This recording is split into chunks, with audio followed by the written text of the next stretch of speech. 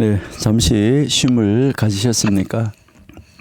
우리 잠시의 쉼이지만은 하나님께서 큰 쉼을 주신 줄 압니다. 잠시 기도하겠습니다. 하나님 감사합니다. 오늘도 우리와 함께 하신 하나님, 하나님의 말씀 속으로 우리가 여행할 때에 하나님이 영으로 기록하신 그 말씀, 우리에게 하나님의 영을 허락하심으로 말미암아 하나님이 풀어주심으로 말미암아 저희들이 영으로 보고 영으로 깨달아 우리의 삶 속에 바르게 적용해낼 수 있는 저희가 될 수 있도록 인도하여 주옵소서. 하나님께서 함께 하심을 믿습니다. 아버지 하나님, 우리 이 청교도 신학원을 아버지 세우신 귀한 목사님, 오늘도 아버지 하나님 앞에서 어려운 가운데 고난 중에 아버지 하나님 있습니다. 다 아시지요? 오늘도 아버지 하나님 지금 이제 이 고난 가운데서 아버지 하나님 이제 서서 계시는데 우리 귀한 우리 청교도 신학원 또 우리 애국 성도 모두가 다 함께 합력하여 기도함으로 아름다운 결과를 만들어 갈 수 있도록 인도하여 주셔서 아버지 이제 이 시대적인 사명 예수 한국 복음 통일을 이루는데 부족함이 없도록 인도하여 주옵소서. 우리 귀한 청교도 신학원 원생들을 사용하여 주옵소서. 저희들 공부합니다. 아버지 하나님 지혜를 주옵소서. 예수님의 이름으로 기도드립니다. 아멘. 예, 우리 여러분들의 교재 74페이지를 한번 보시도록 하겠습니다. 예, 74페이지에 여러분이 이제 보시면은 이제 그 1장 13절을 세 단락으로 나누어 놓았는데요. 이 세 단락에서 여러분 보시면은 이제 이 첫 번째 이 모략 주머니가 나왔잖아요. 그렇죠? 그래서 귀하고 향기로운 사랑, 희생을 상징한다. 이 모략은 장례식을 할 때 사용하는 것이기 때문에 이제 희생을 강조하는 것이죠. 그다음에 이제 나의 사랑하는 이는 나를 위한 것이다. 그래서 나의 사랑은 결국 나를 위한 것 이렇게 이제 되어 있다는 거죠. 이거는 관계의 독점성, 배타성, 헌신 이것을 이야기를 하는 것이죠. 그다음 이제 내 가슴 사이에 머문다. 그래서 이것은 깊은 친밀함 그리고요 은밀한 연합을 이야기를 한다. 우리가 지난주에 이걸 공부를 했었는데 여기에서 우리가 오늘 좀 더 깊이 한번 들어가 보려고 하는 것은 바로 무엇을 말하냐면 바로 내 가슴. 이 가슴은 우리가 이야기를 할 때 우리 내 품에 안겨라고 뭐 요즘에 노래 가사도 그런 것이 있더라고요. 그러니까 내 품 사이 이것을 말하는 내 가슴 사이라는 말이 내 품 사이라는 것이죠.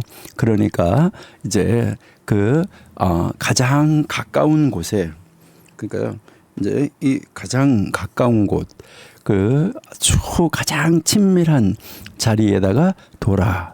이것을 지금 우리에게 이제 말씀을 하고 있는 것이죠.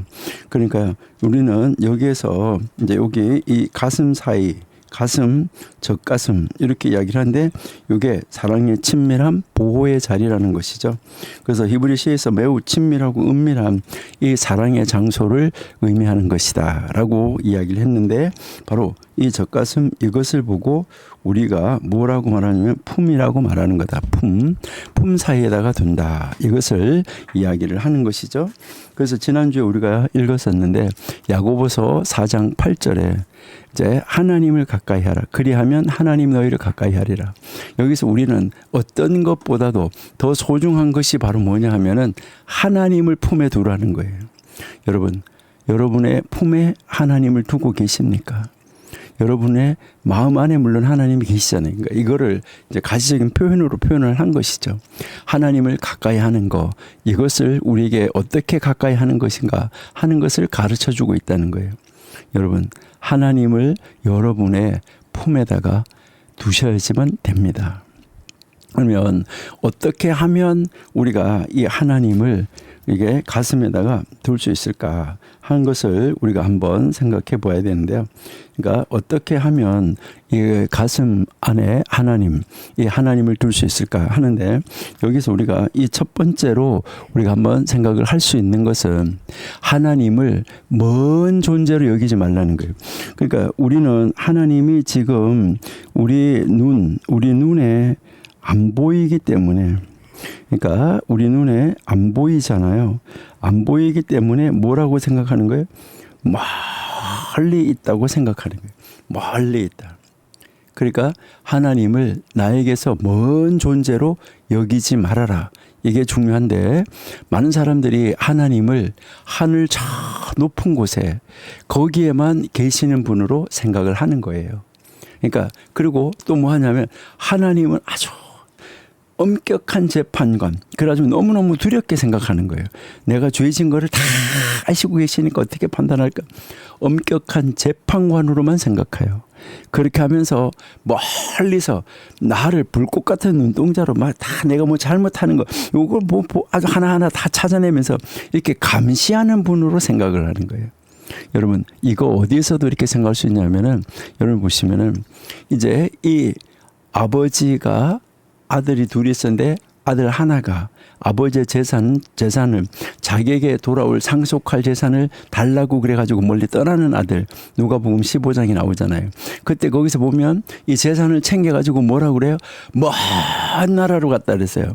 먼 나라. 이게 무엇을 말하는 걸까요? 여기서 이 먼 나라로 갔다는 것은 아버지가 자기를 간섭한다고 생각한 거예요. 여러분, 이거는 간섭이 아니라 사랑이에요. 아버지의 사랑을 간섭으로 생각하고 자기의 멋대로 살아보려고 했었던 것이죠. 하나님, 아버지가 사랑하기 때문에 이래라 저래라 이렇게 하라 저렇게 하라 이것을 하는 거지, 아들 못되게 하라고 하는 것이 아니잖아요. 그런데 멀리 가가지고 거기 가서 사는데, 그러니까 아버지는 뭐 자기를 감시하는 이런 사람 정도로 생각해가지고 감시 안 받는 곳으로 갔다는 거죠.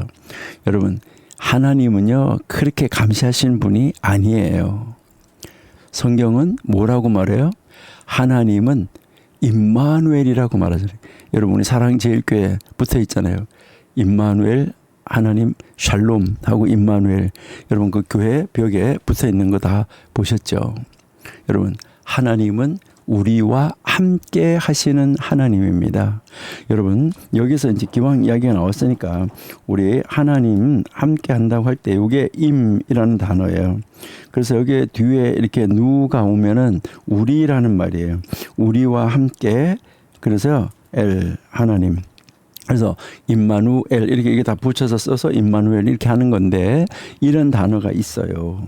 그 다음에 또 뭐가 있냐면 이렇게 이 에트라는 단어가 있고, 요게 또 뒤에 누가 오면 우리, 그리고 또 뒤에 여기에 엘 이렇게 해서 하나님이 우리와 함께 한다, 이런 단어를 또 쓸 수가 있어요. 그리고 또 이런 단어와 또 요 누라는 단어, 또 함께라는 단어가 있고, 또 엘이라는 단어, 이렇게 우리와 하나님이 우리와 함께.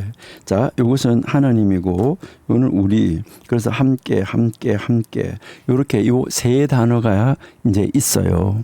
요 세 단어가 있는데 여러분들은 이 세 단어의 의미를 한번 잘 생각하시면 좋은데, 이것은 가장 일반적인 거예요. 가장 일반적으로 함께 하신다, 함께 한다, 뭐 한다 이렇게 할 때 쓰는 것이고, 이것은 처음에서부터 끝까지 함께 하신다는 거예요. 그러니까 시작에서부터 끝까지 함께 하신다. 그러니까 하나님은 시작부터 끝까지 함께 하신다 할 때는 요 단어가 쓰여요. 여러분이 성경 읽어보시면은 그때마다 다른 단어가 쓰여 있어요. 그리고 요것은 이제 함께 한다고 할 때 요 단어는 무엇을 주로 말하냐면 안에서 함께 한다. 그리고요, 의해서 하나님에 의해서 함께 한다. 이런 걸로 이렇게 쓰이는 거예요. 그리고요, 하나님에 의해서, 하나님 안에서, 그리고요, 하나님과 함께, 이런 의미를 공통으로 가지고 있는, 하나님 안에서, 하나님에 의해서, 하나님과 함께라는 이런 의미를 가지고 있을 때 쓰여지는 거예요. 여러분, 하나님이 우리와 함께 하고 있기 때문에 우리가 하나님을 피하여서 어디 갈 수가 있나요? 우리 전 목사님 말씀하시는 거에 의하면 칠판에 점 하나 찍을 것만큼도 하나님이 아니 계신 곳은 없다. 이렇게 말씀하시잖아요. 이 점을 까만 양복에 까만 점 하나 찍는 거 그럴 정도도 안 된다는 거죠. 그래서 이걸 고대 근동의 사람들은 뭐라고 말했냐면 하나님이 요 바늘끝 있잖아요. 바늘끝만큼도 하나님이 아니 계신 곳은 없다. 이렇게 말했어요. 여기 바늘끝만큼도 하나님이 아니 계신 곳은 없다. 여러분, 우리가 하나님을 피할 수 있다라고 생각하는 것 자체가 잘못된 거예요. 우리 시편 139편 7절 한번 볼게요.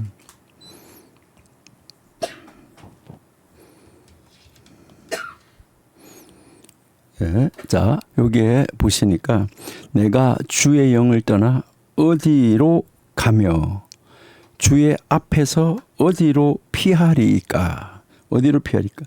내가 하늘에 올라갈지라도 거기 계시며 스올에 내 자리를 펼지라도 거기 계시나이다. 여러분, 하나님은 항상 아니 계신 곳이 없이 계십니다. 저 끝에서 저 끝까지 아니 계신 곳이 없어요. 이 말, 하나님은 우리와 함께 계십니다. 여러분, 우리가 하나님을 우리의 품에 안을 수 있습니다. 여러분, 하나님을 우리의 품에 두셔야 돼요. 우리와 함께 하시려고 가까이와 계시고 아니 계신 곳이 없는데 우리 품에 품지 못하는 경우가 너무나 많아요. 여러분, 그래서 이제 이 하나님 이제 언제나 눈에 안 보이기 때문에 먼 것으로 생각하는데 그 생각을 접으셔야 됩니다. 하나님은 내 가까이에서 나와 함께 하시는데 어떻게 해요? 나와 함께 하시는데 처음부터 끝까지 내 안에서 또 나 의해서 나와 함께 하나님은 계십니다. 그러나 이런 하나님으로 올바르게 우리가 인식하는 것, 그게 하나님을 내 품에 안는 것이고요. 그리고 두 번째는 그냥 품에 있거나 말거나 여러분들이 뭐 자녀를 잘했어 오늘 이렇게 하면서 안아주면서 머릿속에서는 오늘 뭐 일거리가 어떻고 이렇게 생각하시면 안 되는 거예요. 그러니까 이제 여기에서 하나님을 품에 가까이 함께 계시다는 것을 인식하는데 매일 하나님과 교제하는 시간을 가지십시오. 매일 하나님과 친밀한 시간, 하나님과 나하고 친밀한 시간을 가지라는 거예요. 이게 품에다 뒀다는 거죠. 그러니까 아침에 일어나서 또 저녁에 잠자리 들기 전에 하루 온종일 항상 순간순간마다 하나님과 친밀한 이 시간을 가지라는 거예요. 이제 여러분들이 뭐 때로는 이제 성경책을 탁 가슴에다가 얹고 또 뭐 때로는 이제 그냥 양손을 탁 가슴에 얹고 하나님 여기 계시죠? 이렇게 하면서 이제 기도하는 거죠. 하나님이 내 품에 계시죠? 나 하나님하고 가까이 있고 싶어요. 나 하나님하고 친밀한 교제하고 싶어요. 이렇게.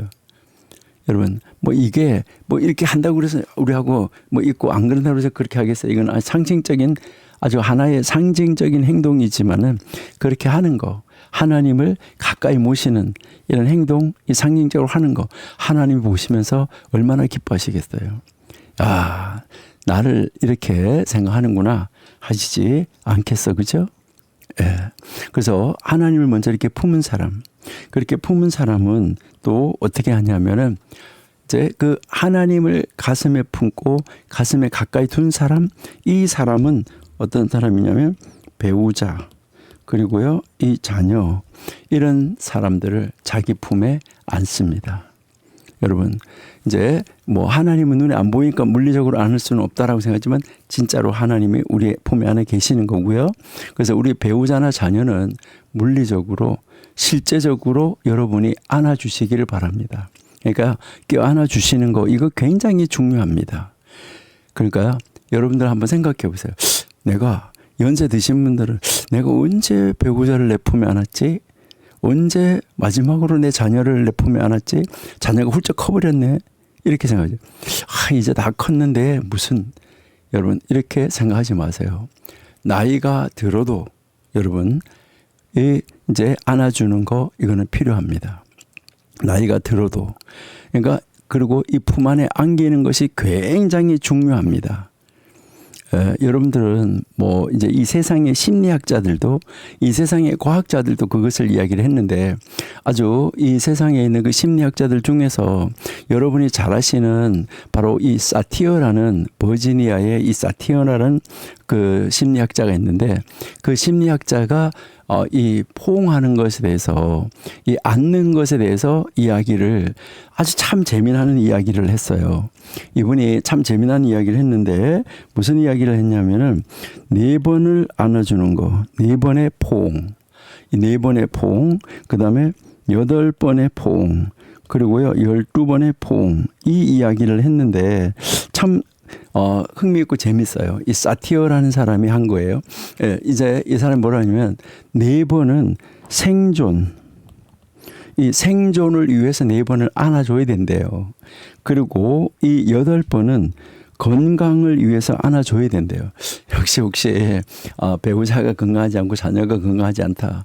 그리고 뭐 우리 성도가 건강하지 않다. 이거 8번을 안아주지 않아서 그렇지 않을까. 이렇게 한번 생각 한번 해보는데요. 자, 12번. 이 12번은 성장. 이 성장을 위해서 12번이 이제 필요하다. 그렇게 이야기를 합니다. 그러면서 이야기한 것이 뭐냐 하면은 바로 이 포옹은 단순한 신체 접촉이 아니다. 이것은 사랑의 표현이고 친밀함의 표현이다. 이렇게 이분이 이야기를 했어요. 그래서 이분이 그 이야기를 한 것을 이렇게 보면 뭐라고 말하냐면 포옹은 바로 이 포옹은 비언어적 커뮤니케이션이다. 이렇게 이야기를 하고 이 포옹은 정서적 수용을 상징한다. 이렇게 이야기했어요. 그러니까 정서적으로 수용한다는 거. 그러니까 정서적 수용을 상징하는 아주 강력한 행위다. 그러니까 서로에게 교감이 있어지는 것이다. 이렇게 이야기를 하는데 여기에서 이제 이 4번이 생존이라고 그랬잖아요. 이것은 4번을 안아주면 하루에 4번씩 안아준 사람, 그 자녀가 4번씩 안김을 받았다. 또 아니면 배우자가 4번씩 안김을 받았다는 정서적 결핍 상태가 없어진대요. 그는 정서적인 결핍 상태가 없어진다. 그래서 최소한의 인간적 연결을 유지하는 수준이래요. 이 4번을 포옹하는 거가. 그래서 인간은 다른 사람과 관계없이는 생존하기가 어렵다. 그래서 이 4번의 포옹은 나는 혼자가 아니구나. 나는 세상과 연결되어 있구나 하는 이런 기본적 안정감을 그에게 제공해 준대요. 이게 이제 심리학에서 말하는 소속감에 대한 가장 기초적인 욕구를 충족시키는 거래요. 그러니까 여러분이 이 한 사람이 똑같은 사람한테 4번 안기는 거나 아니면은 다른 사람한테 그러니까 4명의 사람한테 안기는 거나 4번 안기는 거는 똑같아요. 그러니까 이 안기는 것은 똑같은데 그러니까 이 4번을 안기게 될 때 나는 혼자가 아니다. 나는 세상과 연결되어 있다. 이것을 느낀다는 거예요. 그러니까 가정에서 자녀도 엄마가 2번, 뭐 아빠가 2번 아니면은 엄마가 1번 또 아빠가 1번, 할아버지가 1번, 뭐 할머니가 1번, 아니면 언니가 1번, 뭐 이렇게. 하여튼 어쨌든 이 4번이라는 거 이게 기본적인 안정감을 제공한다. 그렇게 이야기를 하고 소속감에 대한 가장 기초적인 이제 이 욕구다. 이렇게 이야기를 하고 그다음에 8번은 건강이다. 이렇게 이야기했잖아요. 그러니까 마음, 심리적 건강을 유지하고 그리고 이 많은 사람들과의 관계를 안정적으로 지속시키는데 이 8번의 포옹이 필요하다 이렇게 이야기를 했어요. 그래서 이제 이 8번의 포옹이 스트레스에 효과적으로 대처하는 수준이래요. 그 스트레스를 받는 것에 대해서 대체적으로 그 스트레스를 이제 효과적으로 대처할 수 있는 그런 그 수준이 된다. 이렇게 이분이 이야기를 했어요. 그래서 이 건강한 관계는 꾸준한 관심과 꾸준한 접촉을 필요로 한다. 이렇게 이야기를 하면서 8번의 포옹은 단순한 이 생존, 이 단순한 생존을 넘어서 관계, 서로 간의 관계의 질을 높이고 서로 상호 신뢰를 쌓아가는 관계래요. 그래서 이게 건강이다. 이것을 이야기를 하고 있어요. 그래서 이 관계에서 이렇게 8번을 이렇게 안아주는 안김을 당하는 이런 관계에서 이 과정에서 이 분비되는 이 옥시토신이라는 것이 있는데 이 옥시토신은 정신적, 신체적 건강을 보호하는 정서적 예방약 역할을 한다. 그렇게 이야기를 하고 있습니다. 그 다음에 이제 이 12번은요, 성장이다. 이렇게 이야기를 하는데 각각의 이 개인의 잠재력을 최대한 발휘하고 그 높은 자존감을 형성하는데 이게 필요하대요. 그래서 이렇게 12번의 이 포옹을 받는 사람은 세상을 긍정적으로 탐험할 수 있는 수준이 된대요. 여러분, 그러니까 자녀들이 엄마의 품 안에 요즘에는 다 자녀들을 엄마가 업고 다니고 안고 다니는 게 아니라 다 밀고 다니잖아요. 그러니까 이걸 하루에 12번씩 한 사람은 다르다는 거죠. 그래서 이 진정한 성장은 사랑과 수용이 충만한 환경에서 일어난대요. 그러니까 진짜로 이제 이 진정한 이 성장이라는 것은 사랑, 수용이 충만한 그런 이 과정에서 일어난다. 그래서 이 12번의 포옹은 나는 무조건적으로 사랑받고 있는 소중한 존재다 하는 깊은 자기 수용의 메시지를 받는데요. 이것이 바로 다른 사람들을 두려워하지 않고 자신감을 가지고 삶을 이렇게 주도적으로 살아갈 수 있는 성장의 발판이 된다. 이렇게 이야기를 합니다. 그래서 참 재미난 이야기예요. 이제 이 버지니아에 있는 이 사티어 이 교수가 한 이야기인데요. 그래서 이 포옹의 횟수를 이렇게 이분이 이렇게 제시하면서 우리가 육체적 필요뿐만 아니라 정서적 필요를 채우는데 얼마나 적극적이어야 하는가 이것을 우리에게 가르쳐 줬어요. 그러니까 바로 이 안아준다는 것은 이 교수님, 이 선생님에게 있어서는 사랑과 수용의 에너지 교환이래요. 사랑과 이 수용이 서로 에너지가 이렇게 교환되는 거래요.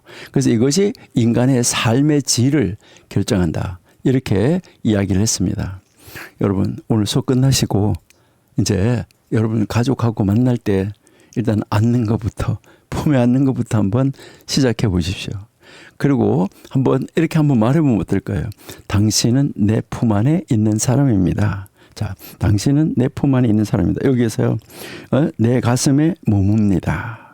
나의 사랑하는 이는 나를 위한 것이고 내 가슴, 내 품 사이에 머무르고 있습니다. 이렇게 한다는 것이죠.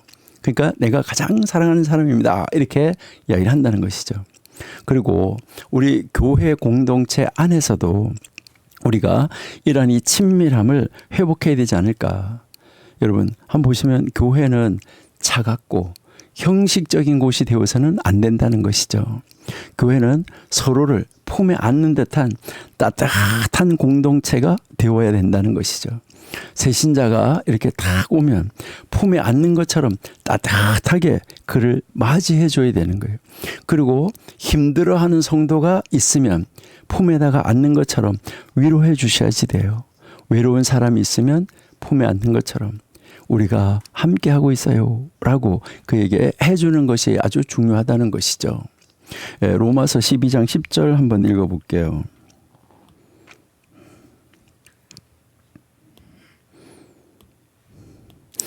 형제를 사랑하여 서로 우애하고 존경하기를 서로 먼저 하라.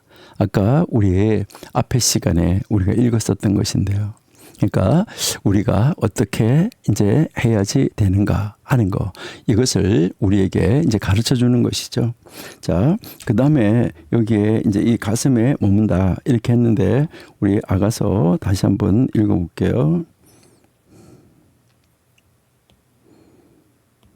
자, 그리고 이제 나의 사랑하는 자는 내 품 가운데 모략 향 주머니다. 이렇게 이제 이야기를 하고 있는 것이죠. 그래서 우리는 정말 이제 이 사람, 하나님의 그 품 안에 있는 사람, 이것이 얼마나 중요한가 하는 것을 우리에게 가르쳐 주는 것이죠. 그래서 여기에 우리가 하나님이 어떻게 이 일을 이루어가고 있는가, 그리고 이 하나님을 어떻게 맞이하고 있는가 하는 것을 우리에게 보여주고 이제 가르쳐주고 있다 하는 것이죠. 이제 우리가 정말 하나님 안에서 하나님을 바라보면서 어떻게 우리가 사는 것이 아주 좋을까 하는 거, 이것을 여러분이 한번 이제 생각을 해보는 거, 이게 가장 중요하다라고 생각합니다.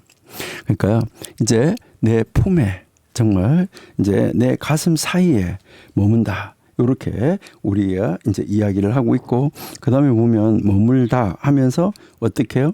요게 73페이지 보면 밤을 지낸다, 이렇게 우리가 이제 우리에게 이야기를 하죠.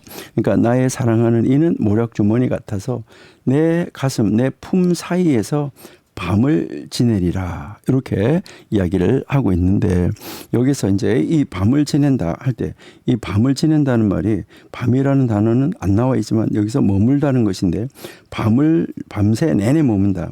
그러니까 단순한 잠시의 머무름이 아니라 하룻밤을 머무른 이 친밀한 체류, 이것을 이야기하고 있다, 이렇게 여러분이 이제 보셔야지 되는데, 그러면 여기서 이제 이 가르치는 것이 이제 머무는데, 가슴에서 머문다. 자, 여기서 이 머문다는 단어가 있는데, 이게 이 머문다라고 할 때 이것은 잠시 머무는 것이 아니라 이제 밤새도록 눕는다는 그 의미를 가지고 있어요. 밤새도록 누우리로다. 이게 그러니까 계속해서 머문다, 이것을 이야기를 하는데, 여기에서 이제 중요한 것은 이제 밤이 새도록 머문다는 이 시간의 지속성이 중요한 거예요. 그러니까 여기에 이 시간의 이 지속성, 이것을 우리에게 이제 가르치는데, 여러분, 밤이 얼마나 긴가요?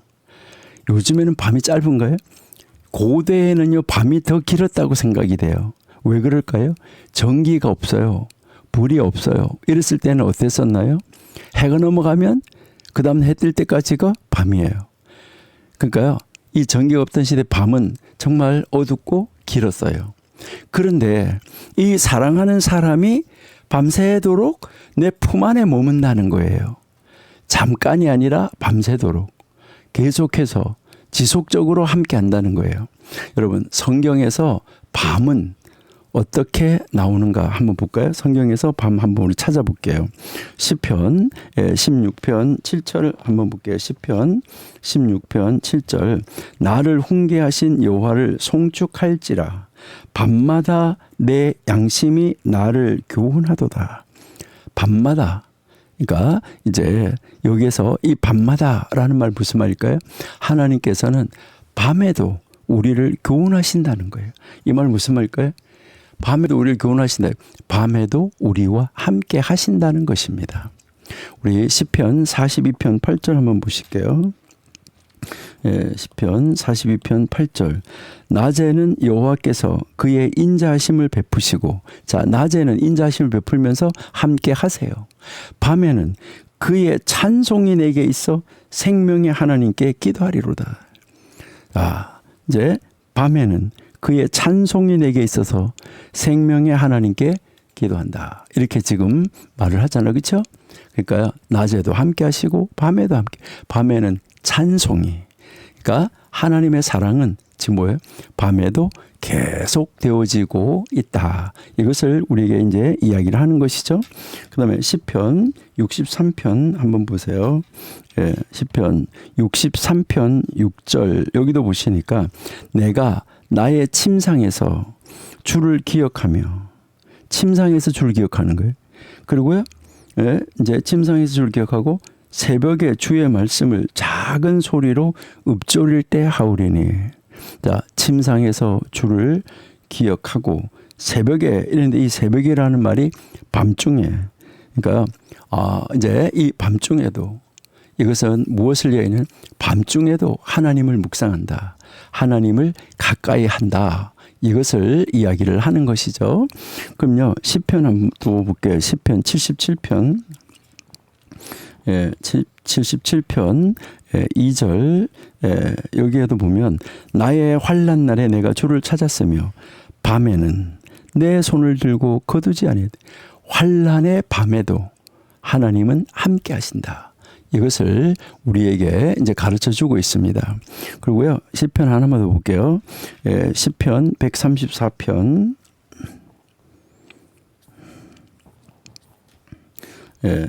1절 보라 밤에 여호와의 성전에 서 있는 여호와의 모든 종들아 여호와를 송축하라.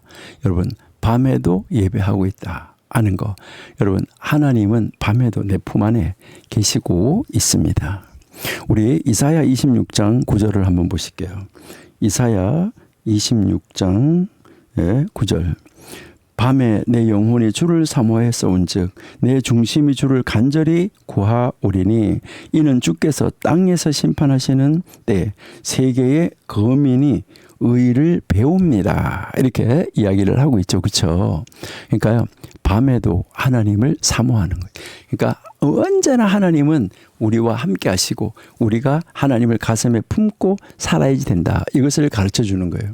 여러분, 성경에서 이 밤이라는 것은 단순하게 잠자는 시간은 말하는 것은 아니죠. 지금 우리가 읽어봤잖아요. 그러니까 이 밤이라는 것은 단순하게 잠자는 시간만을 말하는 것은 아니라는 거예요.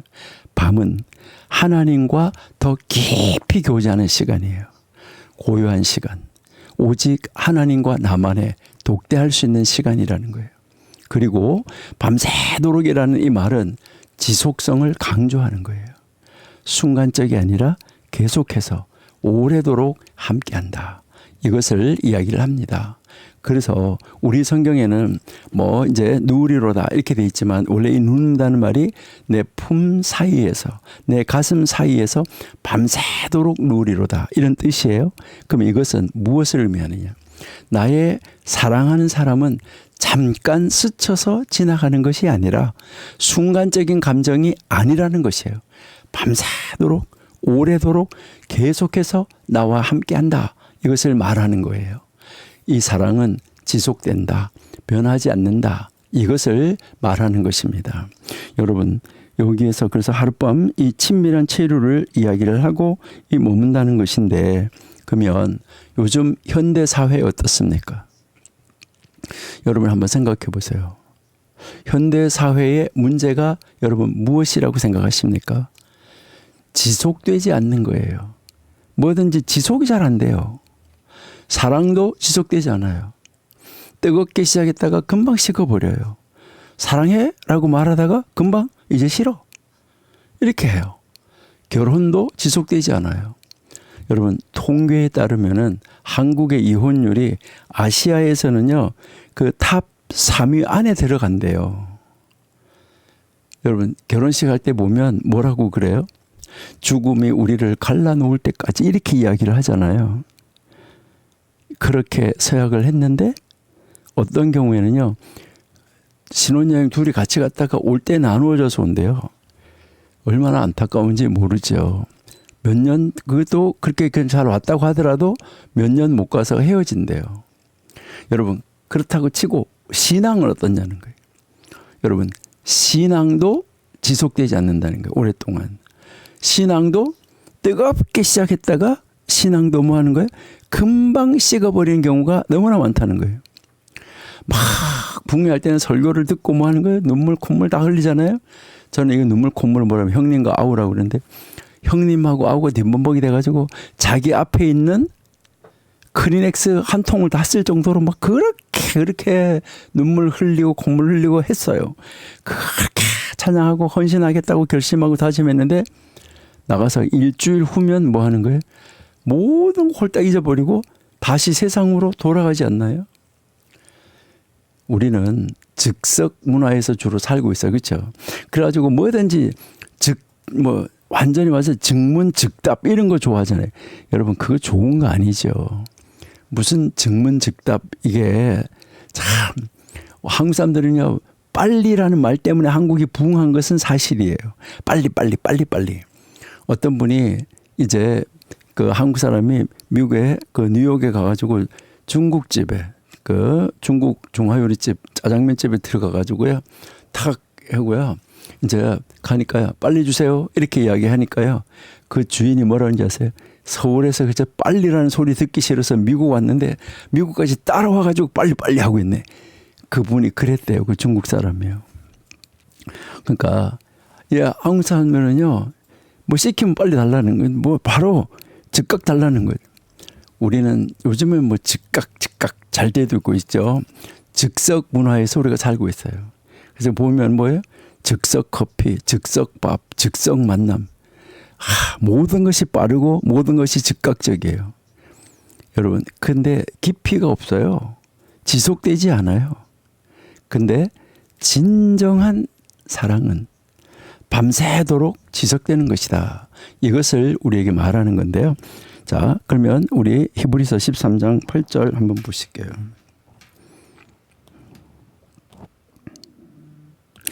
히브리서 13장 8절 여기 보시니까 예수 그리스도는 어제나 오늘이나 어떻게 해요? 영원토록 동일하시다. 예수 그리스도의 사랑은 변하지 않습니다. 어제나 오늘이나 영원토록 동일합니다. 밤새도록 평생토록 영원토록 지속된다. 이것을 우리에게 가르쳐 주지요. 요한복음 한번 보실게요.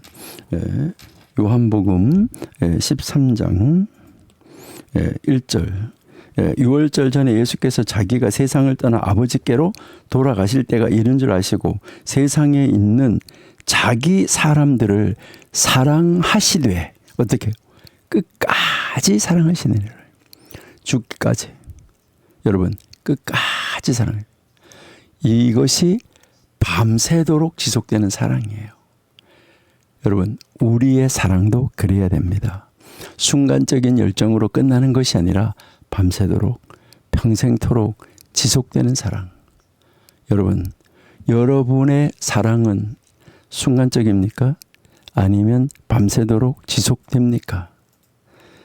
하나님을 사랑하는 사랑이든 배우자를 사랑하는 사랑이든 여러분 어떻습니까? 여러분 배우자를 결혼할 때의 그 사랑이 지금도 계속되고 있습니까? 아니면 식은 상태에 있지는 않습니까? 신앙생활을 시작할 때 첫사랑의 열정이 지금도 계속되고 있습니까? 우리 첫사랑을 회복해야 된다 그러잖아요. 첫사랑의 열정이 다 식어버리고 다 사라져버리고 말았습니까? 부모님을 향한 효도 정말 계속되고 있습니까? 부모님이 돌아가신 다음에 제사상 상다리 부러지게 차려놓으면 뭐합니까? 부모님이 살아 계실 때 내가 어떡하냐 하는 것이 중요한 것이죠. 부모님을 향한 이 효도도 계속 되어져야 됩니다. 조금 하다가 뭐 긴 병에 효도 없다 이래가지고 효자 없다 이렇게 긴 병에 효자 없다 이렇게 하면서 멈춰버렸습니까? 밤새도록 지속되는 사랑, 이것이 진짜 사랑이다 하는 것이죠. 여러분들이 잘 아시잖아요. 사랑은 해가지고 노래하시잖아요. 여러분, 사랑은 언제까지나 떨어지지 아니하되.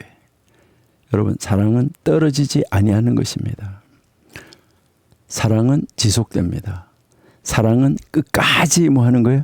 견디는 것입니다. 사랑은 여러분이 노래하는 거 보면 사랑은 앞에 시작이 오래 참고예요. 그리고 사랑은 제일 마지막에 견디는이라예요. 참고 견디는 것이 사랑이다. 이것을 이야기를 하는 것이죠. 자, 그러면 이제 우리가 한번 이것을 한번 보시는데, 이제 나의 사랑하는 이는 모략 주머니 같고 내 품 사이 가슴 사이에서 밤을 지샌다. 이렇게 지금 이야기를 하는데, 여기에서 우리가 정말 가슴에다가 두고 교훈으로 삼아야 될 거.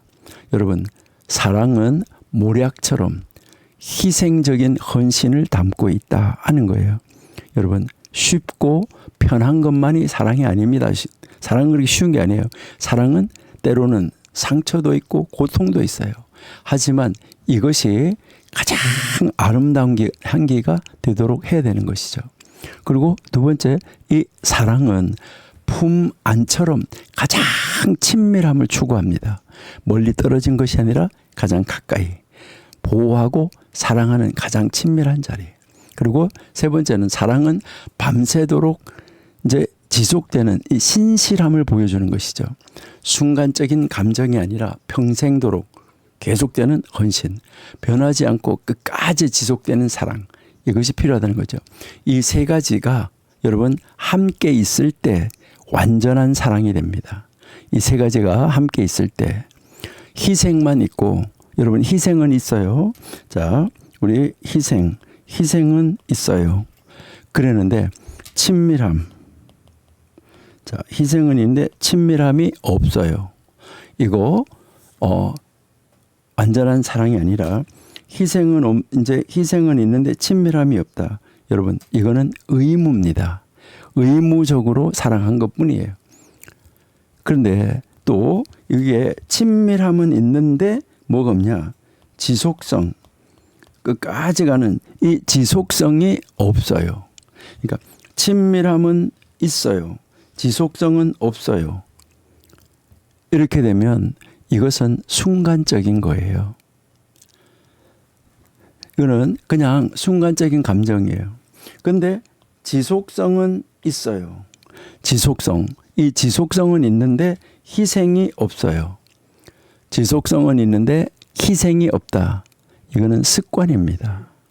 그러니까 여기에서 우리에게 필요한 것이 뭐냐면 이제 희생, 친밀함, 지속성, 이 세 가지가 다 있어야 뭐가 되는 거예요? 진정한 사랑이다. 이것을 이제 이 아가서 1장 13절이 우리에게 가르쳐 주는 거예요.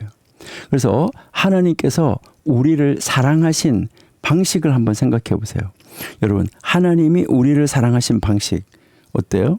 하나님이 우리를 사랑하신 방식은 어떻나?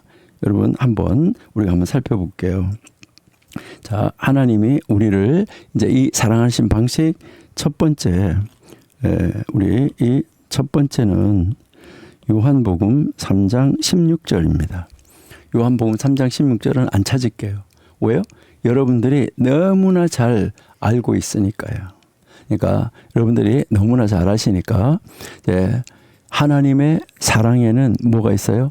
희생이 있다는 거예요. 희생. 그러니까 여기서 희생. 무엇을 희생했습니까? 독생자를 주신 거. 이것이 모략의 희생이죠. 모략은 장례식 때 원래 쓰는 거잖아요. 그러니까 이제 그 장례식 준비하는데 모략이 필요한데 바로 독생자를 주신 것, 가장 사랑하는 것, 가장 소중한 것, 이것을 주신 것. 이게 몰약 같은 희생이죠. 자, 두 번째는 이제 우리 마태복음 1장 23절이에요. 자, 마태복음 1장 23절 다 외우시죠? 보라, 처녀가 잉태하여 아들을 낳을 것이요 그 이름을 임마누엘, 우리와 함께 하리라 하셨으니, 이를 번역한즉 하나님이 우리와 함께 계시다 함이라. 자, 여기에서 이제 이 하나님의 사랑은 가장 가까이 다가오셨습니다. 이제 이 하나님의 사랑은 우리에게 가장 가까이, 아주 가장 가까이 다가오셨다. 이것을 우리에게 이제 가르쳐 주는 것이죠. 우리와 함께 계시는 하나님. 이게 바로 가장 가까이 왔다는 말이 무슨 말이죠? 우리의 품 안으로 들어오신 거예요. 그 다음에 세 번째는 이제 우리가 이 예레미야 31장 3절인데요. 자, 예레미야 31장 3절 한번 보실게요. 예레미야 31장 3절. 옛적에 여호와께서 나에게 나타나사 내가 영원한 사랑으로 너를 사랑하기에 인자함으로 너를 이끌었다 하였노라. 여러분, 영원한 사랑으로. 그러니까 여기에서 이제 하나님이 말씀하시는 것이죠. 영원한 사랑, 밤새도록 함께 지속되는 사랑. 이것이 하나님의 사랑이죠. 그리고 우리도 어떻게 해야 될까요? 하나님을 이렇게 사랑해야지 되겠다 하는 거. 이것을 우리가 한번 이번에 이 아가서 1장 13절을 읽으시면서 다짐하면 좋겠어요. 자, 이제 여기에서 우리가 조금 더 한번 생각을 하고 넘어갔으면 좋겠다 하는 것은 여기에 우리가 한번 좀 더 깊이 좀 더 묵상을 했으면 좋겠다고 생각하는 것은 여기에 이 몰약 주머니, 향 주머니입니다. 몰약 주머니, 이 향 주머니. 이것은 이 몰약 주머니, 향 주머니의 실제적인 의미는 바로 뭐냐면 일상 속에서 지속적인 임재예요. 그러니까 여기에 내 가슴에 밤새도록 머문다. 이것만이 아니라 이제 이것은 일상의 지속, 우리의 일상의 삶 속에서 지속을 이야기를 하는 거예요. 그러니까 이제 이 고대 근동 지방에서는 이 향주머니가 어떻게 사용됐나 이걸 우리가 한번 알아보면 이제 이 몰약 주머니, 향주머니가 어떤 것인가를 우리가 좀 더 알 수 있을 것 같아요. 이제 이 고대, 지난 시간에도 우리가 얘기했지만 고대 사람들은 작은 가죽 주머니나 이 천으로 만드는 이 주머니를 만들었어요. 그리고 그 안에다가 이 몰약을 이렇게 삐져서 몰약 조각을 넣거나 아니면은 다른 향료를 그 안에다가 넣었어요. 그래서 이것을 이렇게 목에다가 걸고 다닌다고 그랬죠. 그렇죠? 그래서 목에다 거는데 이제 이 목 안에서 뭐 하냐면 낮에는 이게 옷이나 이런 걸로 다 가려져 있어요. 그래서 숨겨져 있어요. 이게 안 보여요. 옷 속에 숨겨져 있는데 옷 속에 숨겨져 있지만 냄새는 납니까? 안 납니까? 향기는 계속 풍기고 있어요. 그리고 밤에는 이걸 뭐 했냐면 베개 밑에다가 이렇게 두든지 아니면은 자기 가슴에다가 이렇게 품었습니다. 그러면은 잠자는 내내 잠자는 동안에도 뭐 하는 거예요? 이 향기를 맡을 수 있었다는 거예요. 그러면 이 몰약 주머니 이게 우리에게 이 주는 교훈은 무엇일까? 여러분 첫 번째 여기에서 우리에게 주시는 것은 바로 이건 뭐냐면 지속적인 임재입니다.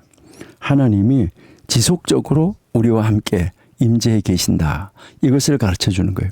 향주머니는 잠시 향을 내다가 사라지는 게 아니에요. 몸에 지니고 있는 동안 계속해서 향기를 내는 거예요. 24시간 쉬지 않고 향기를 내는 것이죠. 마찬가지로 우리 하나님과의 관계도 부부의 관계도 이렇게 지속되어야 되는데 교회에서만 예배 시간에만 하나님을 생각하는 것이 아니라 24시간 하나님을 인식하면서 하나님과 함께 살아야 된다. 이것을 우리에게 가르치는 거예요. 그래서 데살로니가전서 5장 17절에 쉬지 말고 범사에 그렇잖아요. 그렇죠? 그러니까 우리는 항상 이걸 이야기를 하는데 쉬지 말고 범사 항상 이것은 무엇을 말하는 거죠? 끝이 없다는 거죠. 자, 그래서 이게 바로 향주머니의 원리예요. 계속적이고 지속적이고 쉬지 않는 것이다. 이것을 이야기하는 거고, 그다음에 두 번째, 이 두 번째는 은밀한 향기. 이제 이 향주머니는 계속해서 이제 이 은근하게 향기를 내는데 이제 낮에는 옷 속에 숨겨져 있잖아요. 눈에 보이지 않잖아요. 하지만 향기는 풍겨요. 그리고 주변에 내 옆에 있는 사람들도 그 향기를 맡을 수 있어요. 여러분, 여기에서 우리가 가르치는 것은 진정한 신앙. 진짜 신앙 좋은 사람은 내가 성경 몇 번 읽었다, 내가 뭐 했다, 이거 절대 과시하지 않아요. 진정한 신앙은 과시하지 않고 겉으로 드러내려고 하지 않아요. 그렇지만 뭐 하는 거예요? 자연스럽게 향기가 나는 거예요. 자연스럽게 이 향기가 퍼져나가는 것을 볼 수 있다는 건데요. 그래서 마태복음 6장 6절에서도 기도할 때는 골방에 들어가서 문을 닫고 은밀한 중에 계신 하나님께 기도하라. 은밀한 중에도 뭐 하는 거예요? 보시는 하나님께서 갚은다. 여기서 이 은밀하게라는 말이 은밀하게 향기를 내는 거, 기도. 자, 이것이 향주머니의 원리예요. 드러내지는 않지만 뭐 하는 거예요? 향기는 풍기는 거예요. 여러분, 항상 이제 다른 사람들하고 이렇게 있을 때도 뭐 우리 마음속에서 항상 하나님하고 교통하고 교류하고 있는 것과 마찬가지라는 거예요. 그다음에요, 세 번째는 개인적 소유입니다. 이제 이게 개인 소유. 그러니까요, 이제 이 향주머니는 내 거죠. 다른 사람의 것이 아니에요. 자기가 직접 몸에 지니고 다니는 거예요. 여러분 마찬가지입니다. 우리의 신앙도 개인적입니다. 부모의 신앙, 목사님의 신앙이 아니라 나의 신앙이 되어야지만 됩니다. 그래서 이제 유대인들 같은 경우에 기도할 때 뭐라고 그럽니까? 아브라함의 하나님, 이삭의 하나님, 야곱의 하나님, 나의 하나님. 여러분, 아브라함의 하나님, 아브라함에게 약속하신 것을 이루신 하나님, 이삭과 함께 하셨던 그 이삭의 그 하나님, 그 다음에 야곱의 하나님, 그 하나님이 바로 나의 하나님입니다. 이거를 이야기를 하는 거예요. 여러분, 여러분들이 만약에 목사님이다, 교회 사역자다, 선생님이다 이렇게 하면 어떤 말을 들어야 되냐면은 이제 성도님들이 우리 목사님의 하나님, 나의 하나님 이렇게 할 수 있으면 진짜 좋아요. 그런 말을 들을 수 있으면 우리 목사님이 기도하실 때마다 응답해 주셨던 하나님, 나의 기도에 응답해 주세요. 우리 목사님에게 모든 일을 보여주시는 것처럼 우리 목사님의 하나님, 나에게도 보여주세요. 여러분, 이런 거 굉장히 중요한 거죠. 그러니까요, 자녀들이 기도할 때도 우리 아버지의 하나님, 우리 어머니의 하나님, 나의 하나님. 그러니까 우리 아버지가 사업이 어려울 때 기도했을 때 들어 응답해 주셨던 하나님, 아주 어릴 때 제 손을 잡고 우리 아버지가 사업이 어렵다고 말씀하시면서 우리 함께 기도하자고 말하면서 제 손을 잡고 기도하셨는데 그때 응답해 주셨던 하나님, 지금 제가 사업이 어려워요. 제 사업도 하나님이 책임지시고 응답해 주셔서 이 사업이 풀어지게 해주세요. 우리 아버지의 하나님, 나의 하나님, 우리 어머니의 하나님, 나의 하나님, 이렇게 기도할 수 있으면 좋다는 거죠. 그래서 부모님의 신앙, 목사님의 신앙, 이게 나의 신앙이 되어야 된다. 그러니까요, 나의 사랑하는 자는 나를 위한 모략 향주머니라고 그랬잖아요. 여러분, 여기에서 뭐가 중요한 거죠? 나의, 이게 중요한 것이죠. 개인적 소유, 이 관계를 강조하는 것이 하나님과 나의 관계. 그 다음에 네 번째는 무엇을 하냐면 아주 가까운 위치에 있다는 거죠. 그러니까 아주 이 가까운 위치에 있다. 향주머니는 몸에서 멀리 떨어뜨려 놓지 않는다는 거예요. 항상 가장 가까운 곳 품에다가 둔다. 이것을 이야기하는 거죠. 마찬가지로 우리도 하나님을 사랑하는 사람을 가까이 두어야 되는 거죠. 멀리 떨어놓지 말아야 되는 거죠. 야고보서 4장 8절에 보면 하나님을 가까이 하라. 그리하면 하나님이 너희를 가까이 하시리라. 이렇게 말씀을 하고 있습니다. 그러면 이제 우리가 어떻게 이 하나님 말씀을 우리의 삶 속에 적용하면서 살아갈 수 있을까? 이것을 우리가 한번 생각해 봐야지 되는데요. 제일 먼저 우리가 한번 적용을 어떻게 할까? 내 자신에게 하나님을 향주머니처럼 가까이 이렇게 하나님과 함께 사는 삶을 살기로 결심하십시오. 그래서 하나님을 그냥 일주일에 한번 교회 가서 예배할 때 만나는, 주일에 만나는, 주말 부부처럼 만나는 그런 하나님으로 생각하지 말라는 거예요. 그러니까요, 하나님을 24시간 항상 함께 계시는 분으로 이렇게 의식하라. 그렇게 그 하나님을 항상 내 품에 두시라 하는 거예요. 그래서 아침에 일어나면서 하나님을 의식하고, 제가 지난번에도 한번 말씀드렸는데 예수님이 십자가에 달려서 돌아가실 때 마지막 말씀이 아버지 내 영을 아버지께 부탁합니다. 이랬는데 우리가 밤에 잘 때 아버지 내 영을 아버지께 부탁합니다. 밤에 아버지가 데려가면 할 수가 없는 거니까. 그리고 아침에 일어났는데 내가 호흡이 있으면 하나님 나의 영을 이 아침에도 나에게 돌려주셔서 감사합니다. 내 코에 호흡이 있게 해주셔서 감사합니다.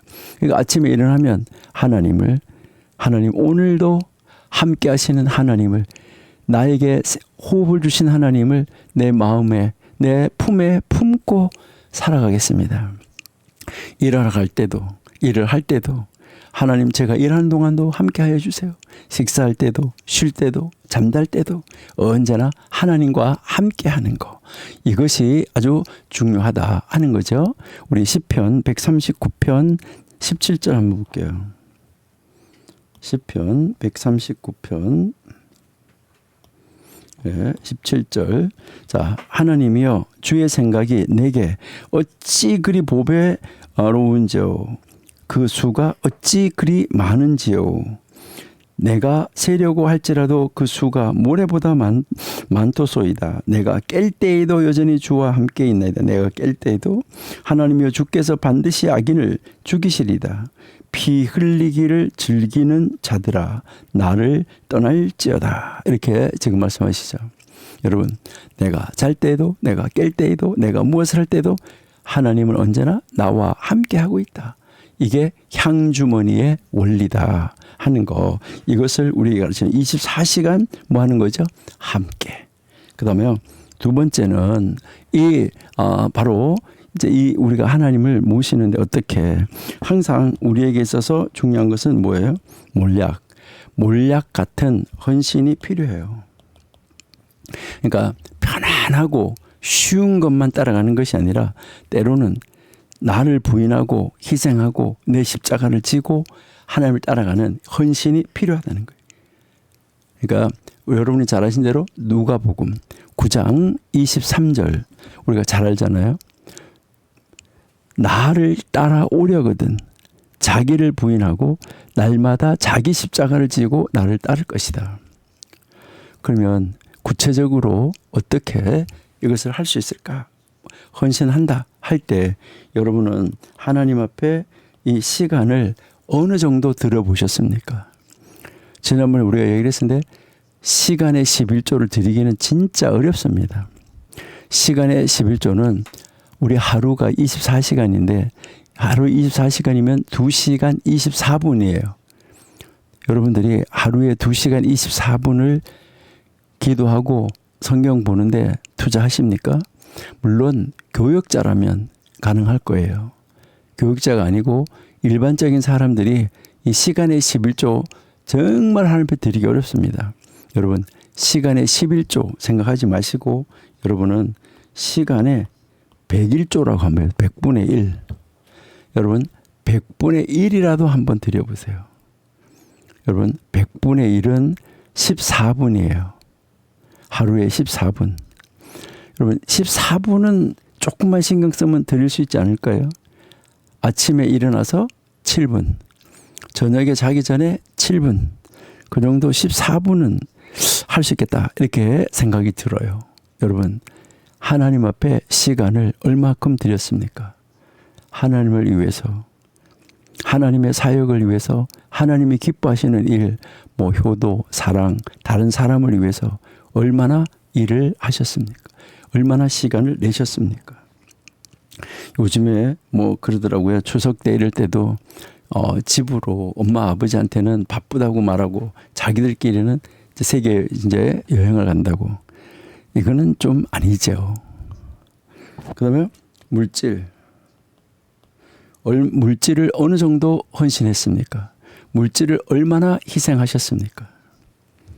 뭐 요즘에는요 다 이상한 유튜브들 있어요. 11조 하지 마라, 뭐 헌금할 필요가 없다, 뭐 하지 마라 이런 거예요. 그렇게 아까워가지고 하나님이 주신 것을 아까워가지고 뭐 못할 것 같으면은 아예 안 하면 되는 거죠. 뭐 그걸 가지고 야 여기서 어떤 목사님이 가르치는데 그런 거 안 해도 된대 이런 거 하지 마세요. 그거를 자기가 하기 싫어서 자기가 합리화시킨 것을 다른 사람한테 합리화시키지 마세요. 그렇게 하면서 자기만 안 하면 됐지 왜 다른 사람한테도 자꾸 전율을 시켜요? 하나님의 뜻이 아닌 것을. 여러분 한번 생각해 보세요. 제가 랍비학교 다닐 때 이제 있었던 이야기를 제가 여러 번 이야기를 했어요. 거기에서요 어떤 한국인 가정인데 유대교 다니는 가정이 있어요. 산타바바라예요. 미국의 LA에서 샌프란시스코로 올라가다 보면 아주 아름다운 도시 산타바바라가 있는데 거기에 살면서 한국 사람인데 회당에 다니시는 분이에요. 그 집이 화재가 났어요. 집이 완전히 다 탔어요. 그런데 그 회당에서 우리 형제가 이번에 어려움을 당했다. 그 형제가 어려움을 당해서 이번에 우리가 그 형제를 위해서 다음 주간에 헌금한다. 항상 광고를 해요. 언제 한다고. 그 광고를 하고 그러고 나서 그때 헌금을 했어요. 그 헌금을 다 가져왔는데 그 회당에서는 얼마를 갖다 줬는지도 몰라. 왜? 계수하지 않고 그냥 보따리 들어온 대로 수표는 수표, 동전이면 동전까지도 심지어 그냥 갖다 주기 때문에 그렇게 갖다 줬어요. 갖다 줬는데 그거를 다 헤아려 보니까 자기 집 재산의 5배라고 그랬어요. 이거는요, 불난 거 진짜 잘한 거예요. 그렇다고 해서 맨날 불나면 안 되겠죠. 그분이 뭐라고 말하냐면, 우리 요 회당 안에 어떤 고난을 당하는 사람이 있으면 우리 집을 팔아서 절반으로 내놓을 수 있다, 이렇게 이야기를 했어요. 여러분, 이거는요, 이게 다 하나님의 거라고 생각하면 뭐 따질 필요가 없어요. 하나님의 거면요. 여러분, 신약은요, 전체가 다 하나님 거예요. 구약도 물론 그렇지만은요. 하나님의 것을 하나님이 쓰시겠다고 그러면 여기 있습니다 하고 내놓는 게 정상이에요. 근데 그걸 가지고 막 어떻게 하든지 핑계를 대려고, 그 성경에 그런 게 아니래, 이렇게 하면서 핑계를 대서 안 하려고 하는 거, 이거는요 아예 안 하는 게 나아요. 그럴 바에는요. 여러분, 물질을 정말 우리 교회의 어려움, 우리 성도의 어려움, 우리 이웃의 어려움, 이것을 위해서 얼마만큼 투자해 보셨냐는 거예요. 얼마만큼 나의 것을 헌신해 보셨냐는 거예요. 우리는 맨날 내 거, 편안한 것만 생각하잖아요. 우리 한국 사람들이요, 정말 놀라워요. 옛날에는 동네에서 결혼식 할 때 모든 사람들이 모여서 십시일반해가지고 그렇게 해서 잔치를 치루었던 것이잖아요. 여러분들은 편안함을 희생해 보셨습니까? 편안함을 반납하고 봉사하고 섬기고 도와주는데 여러분 얼마나 해보셨습니까? 11조 그리고 하나님 드리는 헌금 아낌없이 정말 얼마만큼 희생하시고 드려보셨습니까? 하나님이 나에게 준 거 생각하면 뭐 다 드려도 아깝지가 않은 것이죠. 근데 안 드리려고 하니까 핑계를 찾는 것이죠. 이거는 다 핑계를 찾는 거예요. 뭐 꼭 주일날 교회 가야 되냐? 집에서 예배 드리면 되지. 정말 안타까운 것인데요. 그러면 신랑은 미국에 있고 신부는 한국에 있고 그냥 이제 줌으로 결혼식 하세요. 그리고 줌으로 뭐 해요? 만나지 말고 줌으로 살아요. 여러분, 예배 와야 됩니다. 이게 지금 우리 코로나 때문에 다 집에서 예배 드리는 거, 이게 습관이 돼가지고요, 정말 안타까운 거예요. 예배가 무엇인지, 본질이 무엇인지 그것을 우리가 찾아야 되는 것이죠. 우리 정말 이제 시간을 하나님 앞에, 물질을 하나님 앞에, 이거 여러분 생각하셔야지 돼요. 그리고 이제 우리가 여기에서 이 헌신하지 않으면은 안 된다. 그래서 이 모략에 헌신해서 시간, 물질, 이거를 정말 우리에게 있어서 가장 중요한 것은 이것은 마음이에요. 마음이 있으면 시간을 내는 것이고요. 마음이 있으면 물질을 드리는 것입니다. 헌신은 마음의 헌신이다. 그 다음에 이제 이 세 번째는 이제 아주 짧은 시간이라도, 아까 여기 시간에서 아주 짧은 시간이라도 하나님과 친밀한 시간, 하나님하고 이 친밀한 시간을 여러분 만들어야 돼요. 그러니까 내 품 사이에 바로 가장 가까운 곳에 하나님을 두는 시간. 그러니까 다니엘이 하루에 3번씩 가서 기도하는 것처럼 아침이든 저녁이든 조용한 시간을 정해서 하나님과 독대하는 시간을 가져야 된다는 거죠. 혹시 뭐 자비가 없어서 집에 걸어가야 된다, 걸어갈 수 있는 거리다, 그렇게 될 때는요, 하나님이 오늘 나하고 독대하시고 싶어 하는구나, 걸어가면서 하나님하고 기도하면은 좋겠죠. 그래서 우리가 이 친밀한 시간을 가지고 성경 읽고 기도하고 말씀 묵상하면서 하나님과 마음으로 친밀하게 교제하는 시간, 이것이 필요하다 하는 것이죠. 우리 시편 63편 1절 한번 보실게요.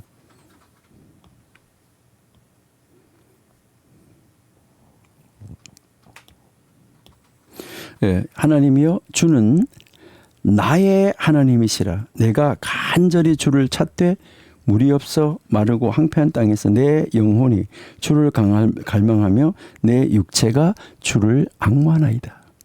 여러분 찾으셔야 돼요. 우리 나의 하나님, 내가 내 영혼이 주를 강모하고 내 육체가 주를 앙모하는, 이렇게 하나님하고 이 친밀한 이 시간 가지셔야지 돼요. 그리고 네 번째, 밤새도록 우리는 이걸 뭐 해야 되는 거죠? 지속해야 된다. 여러분 이게 24시간 아까 이야기를 했었는데 우리는요 지속해야 된다. 여러분 이것 말은 무슨 말이냐면은 신실함이라는 거예요. 신실함이라는 것은 변함이 없다는 말이에요. 순간적인 열정으로 끝내는 게 아니라 하루 이틀 하고 끝내는 게 아니라 시작한 것을 끝까지 지속하는 거. 기도 생활을 했으면 끝까지, 성경 읽기 시작했으면 끝까지, 봉사를 시작했으면 끝까지 이렇게 가야 하시대요. 우리 갈라디아서 6장 9절 한번 읽어볼게요.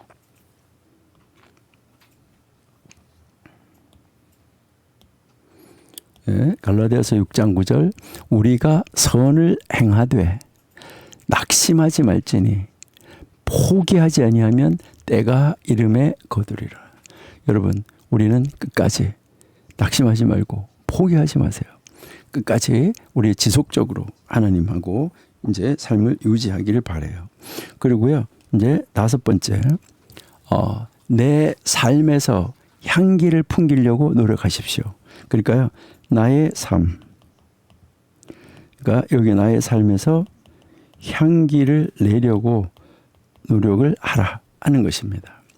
모리악 향주머니처럼 우리의 삶에서 그리스도의 향기가 풍겨 나야지 됩니다. 직장에서, 학교에서, 가정에서 어디서든지 우리 그리스도의 향기를 풍기는 친절의 향기, 사랑의 향기, 인내의 향기, 온유의 향기, 기쁨의 향기, 이런 이 향기들이 계속해서 품어 나갈 수 있어야 되겠다 하는 거, 이것을 우리에게 가르치는 것이죠. 여러분, 여러분의 개인에게서 이것이 적용됐다고 그러면 그 다음은 어디에서 해야 될까요? 우리의 가정, 그리고요 또 우리의 교회, 우리의 이 사회, 우리의 직장, 이 모두에서 우리는 이것을 적용을 할 수 있어야지 돼요. 그러니까 하나님을 이렇게 모셨다.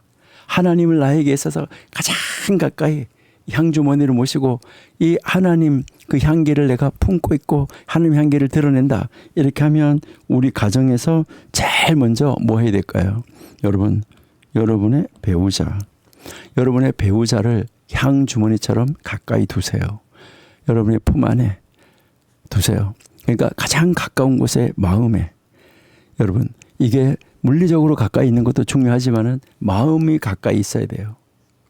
함께 있고 또 물리적으로도 이제 함께, 이제 집안에서도 다 함께 하는 것이 중요하다는 것이죠. 아까 사티어 교수님이 이야기한 것처럼 품 안에 품어주고 손잡고 이렇게 하십시오. 그래서 정서적으로도 물리적으로도 마음적으로도 정서적으로도 여러분 가까이 하십시오.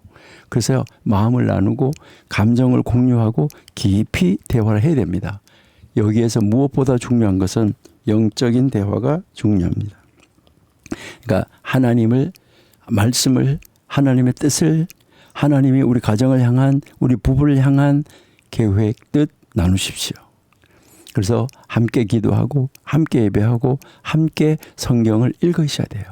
그리고 자기 이 배우자를 무엇으로?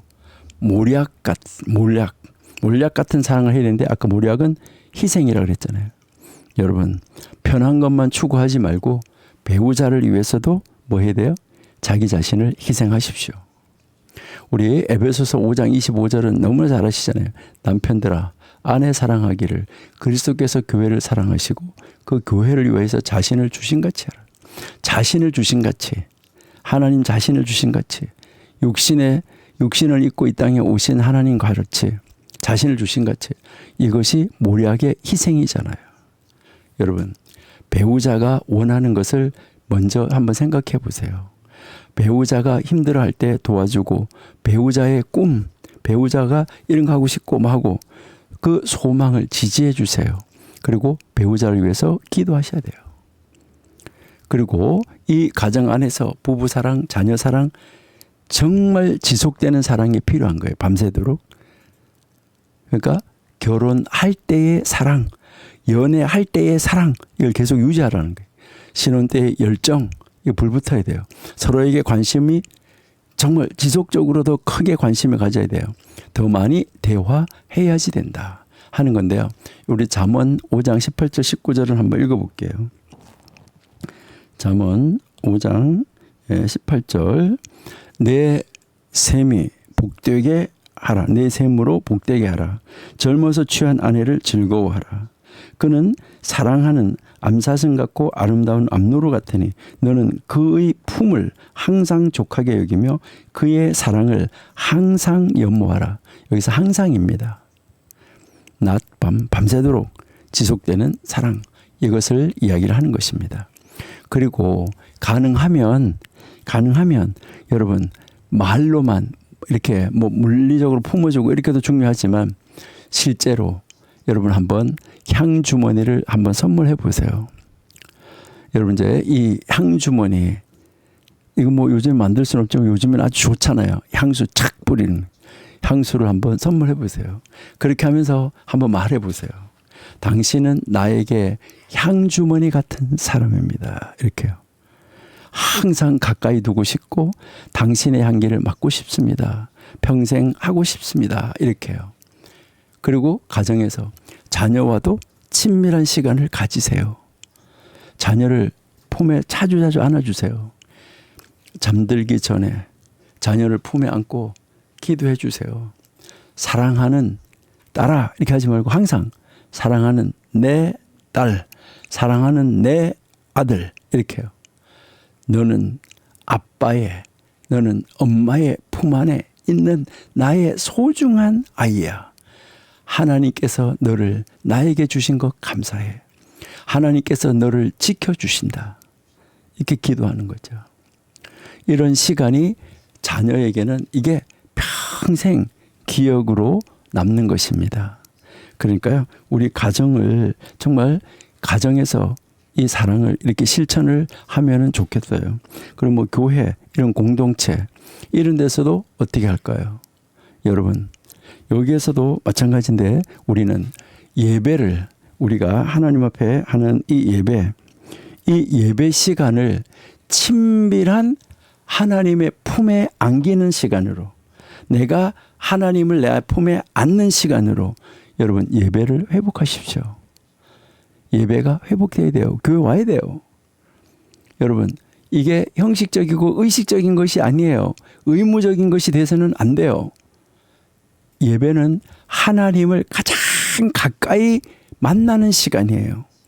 여러분 절기라고 말할 때 이 절기라는 말이 무슨 뜻이냐면요. 약속된 시간이에요. 하나님과 우리가 데이트하기로 약속된 시간이에요. 하나님을 만나서 하나님을 품는 그런 시간이에요. 하나님을 품에 안는 시간이에요. 앞에서 내 품에 밤새도록 우리가 얘기했잖아요. 예배 시간. 하나님을 품에 안으세요. 가장 가까이 모셔야지 돼요. 우리가 잘 아는 요한복음 4장 23절 24절에 아버지께 참되게 예배하는 자 영과 진리로 예배할 때가 오는데 그때가 이때라. 아버지께서 자기에게 이렇게 예배하는 자를 찾는다.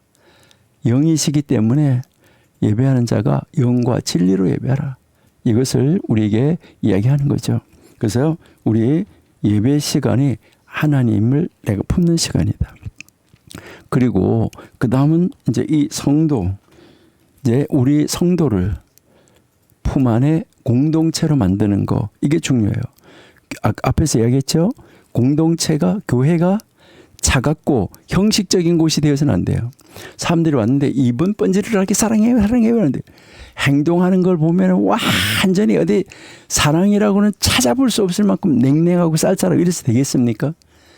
교회는 서로를 품에 안는 따뜻한 공동체가 되어야 된다. 그래서 앞에서 얘기했죠. 새신자가 오면 품에 안듯이 맞이하고, 외로운 사람이 있으면 품에 안듯이 함께 해주고, 힘들어하는 사람이 있으면 품에 안듯이 위로해 주는 거. 이게 갈라디아서 6장 2절이잖아요. 너희가 짐을 서로 지라. 그리하여 그리스도의 법을 성취하라. 이렇게 하잖아요. 그 다음에요. 교회가 바로 우리 이 교회는 세상을 향한 이 세상의 모략 주머니예요. 이제 교회가 바로 세상의 모략 주머니가 돼야 된다. 이 말 무슨 말일까요? 교회가 세상의 모략의 향기를 풍겨내야 된다는 거예요. 그러니까 교회가 이제 희생해서 이렇게 이 향기를 바깥으로 풍겨야 되는 것이죠. 여러분, 교회는 자기들끼리만 향기를 맡는 곳이 아니라는 거예요. 성도들끼리 모여 자기들끼리만 이렇게 향기를 맡는 그런 곳이 아니라, 교회는 세상 속에서 이 모략의 향기를 풍기는 공동체여야지 된다. 이것을 우리에게 가르치는 거예요. 어떻게 그렇게 할 수 있을까요? 희생적으로 이웃을 섬겨야 돼요. 교회 건물 안에서만이 아니라 교회 밖에서도 섬기는 공동체가 돼야 되는 거예요. 그래서 지역사회를 위해서 봉사해야지 돼요. 어려운 이웃을 도와야 돼요. 소외된 사람들을 찾아가야지 돼요. 이런 거 할 때, 무슨 명절 때, 그럴 때 형식적으로 하지 마시고요. 다른 사람들이 찾아가지 않아서 진짜 어려울 때 갖다 드려야 돼. 찾아가야지 돼요. 다른 사람들이 뭐 갖다가 주는 게 많을 때, 그럴 때는 갈 필요가 없어요. 그러니까요, 우리가 정말 그들이 필요로 할 때 찾아가는 이런 사람이 되어야지 된다 하는 것인데, 여러분이 잘 아시는 거, 그렇지만 읽어봐야 되겠어요. 이거 제가 그냥 읽어드릴 수도 있는데, 우리 자 고린도후서 2장, 여러분 읽었던 건데요. 고린도후서 2장 14절. 자, 이 14절부터 볼게요. 자, 항상 우리를 그리스도 안에서 이기게 하시고 우리로 말미암아 각 처에서 그리스도를 아는 냄새를 나타내시는 하나님께 감사하노라. 자, 15절. 우리는 구원받은 자들에게나 망하는 자들에게나 하나님 앞에서 그리스도의 향기니. 자, 우리가 이 교회가 이렇게 향기가 돼야 되는 거죠. 자, 그런데 이 교회가 세상의 모략주머니, 향주머니가 되는데 어떻게? 한 번만? 1년에 한 번? 뭐 성탄절 때? 아니면 부활절 때? 추수감사절 때? 이렇게만? 아니면 교회에서 1년에 한 번씩 새신자 초청잔치 하는 그때만? 아니라는 거예요. 항상. 여러분, 항상 그렇게 해야 되는데, 여기에 어떻게 해요? 우리가 지속되는 희생, 지속되는 헌신, 이 교회가 한 번만 하고 마는 것이 아니라 지속해야지 된다. 이것을 이야기를 하는 거예요. 교회 사역이, 어떤 사역이 있을 때 한두 번 하는 단기적인 프로그램으로 끝나서는 안 된다. 이게 정기적으로 지속적으로 이어져야지 된다. 이것을 우리에게 지금 가르쳐 주고 있는 거예요. 그러니까 만약에 구제 사역을 한다고 그러면 일회성으로 끝나면은 안 돼요. 여러분, 선교 사역을 한다고 그러면 한 번 지원하고 끝내면 안 돼요. 계속 후원을 해야지 돼요. 여러분, 한번 시골 교회 한번 생각해 보셨나요? 여러분, 이제 시골 교회를 한번 생각해 보세요. 시골에 가면은요, 저는 이제 시골에 갔을 때마다 느끼는 게 뭐냐면, 여러분, 제가 이렇게 말하는 거를 오해하지 마시고, 뭐 저 나쁜 말 하나 이렇게 하지 마시고, 그러니까 들어주시면 좋겠어요. 여러분, 시골에 가니까, 시골 교회 가니까 껍데기만 있더라고요. 이 껍데기 뭔지 아세요? 엄마, 아버지, 노인네들만 있어요. 이 노인네들, 엄마, 아버지들을 통해서 나온 자식들, 자녀들은 다 어디가 있어요? 시골에 안 있어요. 다 도회지 나가 있어요. 그 시골 교회 안 섬겨요. 다 나가가지고 큰 교회 가서 열심히 섬기고 열심히 헌금하고 있어요. 근데요, 그 자녀들이 부모님에게 와가지고요, 용돈을 줘요. 용돈을 주잖아요. 그럼 용돈 주고 뭐 하고 이러면은요. 그거 가지고 물론 헌금은 해요. 11조하고 뭐 하고 얼마 안 되겠죠. 그거 해요. 그걸 하는데 그런데 그 또 엄마 아빠들은요. 이들은요. 또 자기 자녀들 있잖아요. 이 자기 자녀들 그 손자들 손녀들 있잖아요. 이 손자 손녀들한테 뭐 해요? 그거 모아놨다가요. 또 그 손자 손녀들 용돈 주느라고 거기다 다 써요. 여러분 시골에 있는 교회 절대적으로 자립할 수 없습니다. 그러면 그 시골 교회가 자립할 수 없는 교회를 한 몇 년 이렇게 후원해 주다가 뭐 하는 거 도대체 목사님이 뭐 선교회 이제 이런 그 시골 교회 뭐 이렇게 후원하는 이런 그 모임 그런 선교회 모임에서 아니 몇 년을 했는데 아직까지도 자립을 못 한대요. 끊읍시다. 여러분 이거 하지 마세요. 가서 현실을 보세요. 여러분 여러분이 섬기시는 교회 안에 알맹이들은 다 거기 와 있어요. 껍데기는 시골에 있어요. 그러니까요. 그 교회 여러분들이 알맹이를 만들어서 여러분한테 보낸 그 껍데기들이 있는 교회 여러분 끝까지 후원하셔야 돼요. 그러면 시골교회 목사님들 다 가실 거예요. 그래서 지금 시골에 목사님 없는 교회들이 있어요. 왜요?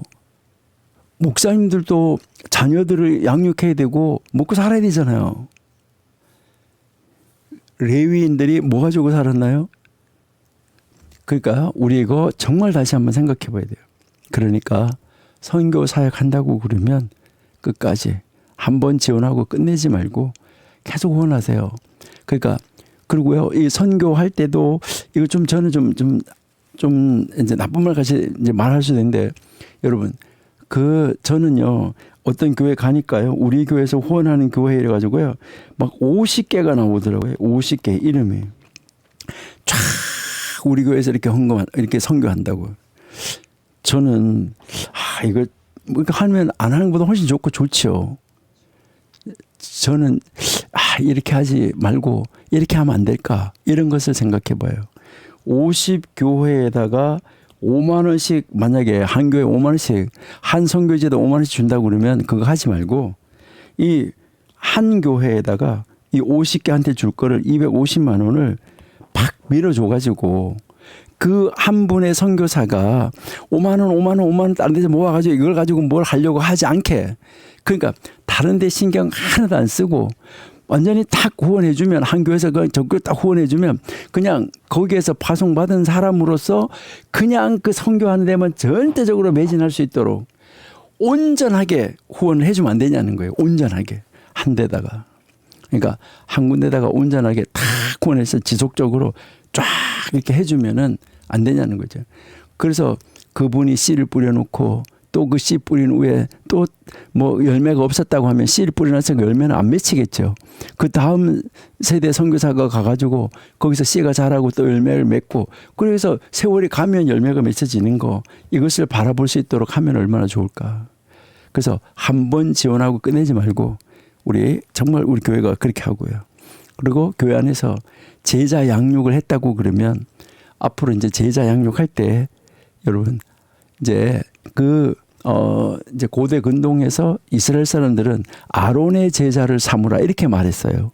이 말 무슨 말이냐면 모세하고 아론은 하나님으로부터 직접 말씀을 듣고 그리고 하나님의 말씀을 따라서 살았던 사람이에요. 그래서 아론의 제자 나의 제자로 삼지 말고 아론의 제자로 삼으라 이 말은 무슨 말이냐면 하나님의 제자를 삼으라는 거예요. 하나님의 사람이 되도록 해라. 이것을 이야기를 하는 거예요. 그래서 한번 제자 했으면 몇 주 지나고 끝내는 것이 아니라 끝까지 계속대로 밤새도록 지속하는 그러니까 온전하게 하나님의 제자로서 계속해서 살아갈 수 있도록 이렇게 만들어주는 그리고 그 사람이 또 하나님의 제자를 세울 수 있도록 이제 그 사람을 세우는 거 이게 이제 필요하다는 것이죠. 그리고요 그 다음에는요 우리가 꼭 해야 되는 게 뭐냐면 다음 세대에다가 이 향기를 유산으로 물려줘야지 돼요. 이제 이 가정에서부터 시작해서 교회가 이 가정과 이 교회가 이 향기를 다음 세대 그 차세대에게 이 향기를 물려줄 수 있어야 된다는 거예요. 이 향주머니는 한 세대만 사용하는 것이 아니라 이 귀한 향주머니를 다음 세대에 전해주자는 거예요. 이게 우리의 신앙도 우리의 헌신도 다음 세대로 전해져야지 돼요. 그래서 우리가 사는 세대보다 더 악한 세대를 살아갈 우리의 2세들, 그리고 우리의 이제 손자 손녀들 3세대들, 이들에게 신앙의 유산을 물려줘야지 돼요. 자녀들에게, 우리 청소년들에게, 그리고요 이제 우리 정말 이 젊은 사람들에게, 이 차세대에게 신앙을 전수해 주는 거, 이게 진짜 필요하다는 거예요. 여러분, 창세기 18장 19절 한번 보세요. 아브라함이 이제 하나님을 대접하고 난 다음에 하나님이 아브라함을 골란 이유를 설명을 해요. 내가 왜 너를 선택했는지 아느냐? 라고 말하는 말이 있어요. 하나님이 아브라함을 보고 하는 말이에요. 자, 뭐라고 말했나요? 내가 그로 그 자식과, 자, 내가 하나님이에요. 그로 아브라함이에요. 아브라함으로 그 자식, 아브라함의 자식과 아브라함의 권속에게 명하여 여호와의 도를 지켜 의와 공도를 행하게 하려고 그를 택하였나니 이는 나 여호와가 아브라함에 대하여 말한 일을 이루려 함이라. 이게 우리 개역 성경 번역 잘 했는데, 그런데 의미가 우리에게 아주 쉽게 와닿지는 않아요. 그러니까 이거는 번역 그대로 잘했는데 이걸 약간 의역을 한 거, 이게 좀 더 우리가 쉽게 이해할 수 있는데, 자, 이걸로 한번 읽어볼게요. 자, 새 번역이라는 걸로. 자, 내가 아브라함을 선택한 것은, 하나님이 지금 아브라함을 선택했는데 선택한 것은 그 이유를 말하는 거예요. 선택한 것은 아브라함이 그가 자식들과 자손을 잘 가르쳐서 나에게 순종하게 하고 옳고 바른 일을 하도록 가르치라는 뜻에서 그렇게 했다. 그러니까 자손들에게 신앙을 유산시켜 주게 하기 위해서 아브라함을 골라냈다는 거예요. 그리고 뭐라고 그랬어요? 아브라함의 자손이 아브라함에게 배운 대로 하면 나는 아브라함에게 약속한 대로 다 이루어 주겠다. 아브라함의 후손들에게 이런 복을 주겠다, 이런 복을 주겠다. 창세기 12장에서 약속했잖아요. 그 약속을 다 이루어 주시겠다는 거예요. 이들 하면 여러분, 신앙의 유산을 대를 위해서 물려줘야 돼요. 이거 굉장히 중요하다는 거예요. 예. 그래서 신명기 6장 6절 7절에서 우리가 이야기했잖아요. 내가 너에게 명령하는 이 말씀을 마음에 너는 먼저 새겨라. 그리고 자녀에게 부지런히 가르쳐라. 언제? 언제나, 어디서, 어디에서나, 누구 앞에서나 이거 가르쳐라. 이거 우리가 여러 번 말을 했어요.